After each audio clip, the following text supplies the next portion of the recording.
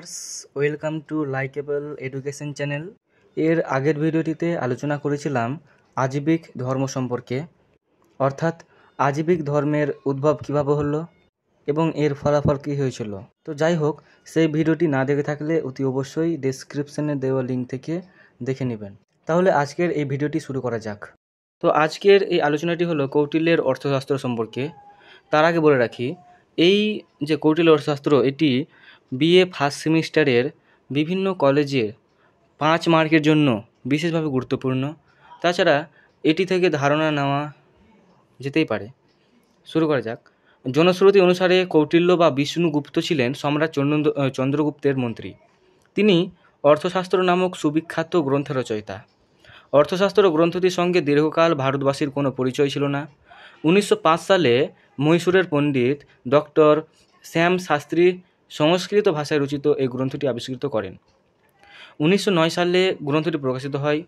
নিম্নে কৌটিল্য অর্থশাস্ত্র সম্পর্কে আলোচনা করা হলো। প্রজা স্বার্থ।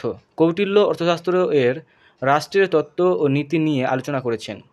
কৌটিল্য বলেছেন, রাজার কর্তব্য হল প্রজার স্বার্থ রক্ষা করা এবং প্রজা কল্যাণে নিয়োজিত থাকা। আবার বলছি, কৌটিল্য বলেছেন রাজার কর্তব্য হল প্রজার স্বার্থ রক্ষা করা এবং রাজা কল্যাণে নিয়োজিত থাকা। প্রজাদের মঙ্গল, সুখ ও সমৃদ্ধি প্রদানের ক্ষেত্রে রাজাকে সক্রিয় থাকতে হবে। অর্থশাস্ত্রে উল্লেখ রয়েছে, প্রজা সুখে স্বয়ং সুখান রাজঃ প্রজানাঞ্চ হতে হিতম, অর্থাৎ প্রজাদের সুখেই রাজার সুখ, প্রজাদের হিত বা মঙ্গলই রাজার হিত বা মঙ্গল। এবার হচ্ছে সমাজকে রক্ষা। কৌটিল্য বলেছেন, রাষ্ট্র আসলে সমাজেরই অংশ, সমাজের মধ্যে থেকে রাষ্ট্রের জন্ম। এই বিচারে রাজার কর্তব্য হল রাষ্ট্রকে রক্ষার মধ্য দিয়ে সমাজকে রক্ষা করা। ধারণায় দরিদ্ররা সাধারণত লোভী ও বেপরোয়া হয়ে ওঠে। অভাবের তাড়নায় তারা রাজার বিরুদ্ধে বিদ্রোহ ঘোষণা করতে পারে। তাই রাজার উচিত হল ধনী দরিদ্রদের মধ্যেকার ব্যবধান মোচনের চেষ্টা করা। ন্যায় বিচার। রাজার কর্তব্য হল ন্যায় বিচার প্রতিষ্ঠা করা।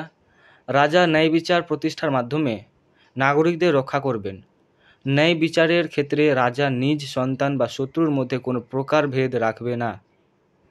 সরকার 4 বর্ণের প্রজাদের প্রতি সমান ব্যবহার করবেন। আইনের চোখে সবাই সমান। রাজা ন্যায় বিচার মেনে অপরাধীদের দোষী সাব্যস্ত করবেন। এবার ধর্মনিরপেক্ষতা। কৌটিল্য এর অর্থশাস্ত্র হল ধর্মনিরপেক্ষ প্রশাসনিক তত্ত্ব। এই অর্থশাস্ত্র গ্রন্থটি ধর্মনিরপেক্ষ প্রশাসন পরিচালনার শিক্ষা দেয়। এবার রাষ্ট্রনীতি।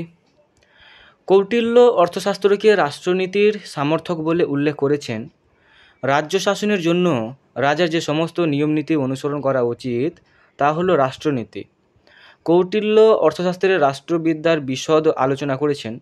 দেওয়ানি, ফৌজদারি এছাড়াও ব্যক্তিগত আইনাবলীর অর্থশাস্ত্রে বিশদভাবে বর্ণিত হয়েছে। তাহলে ভিউয়ার্স, আজকের আলোচনা এই পর্যন্ত ছিল।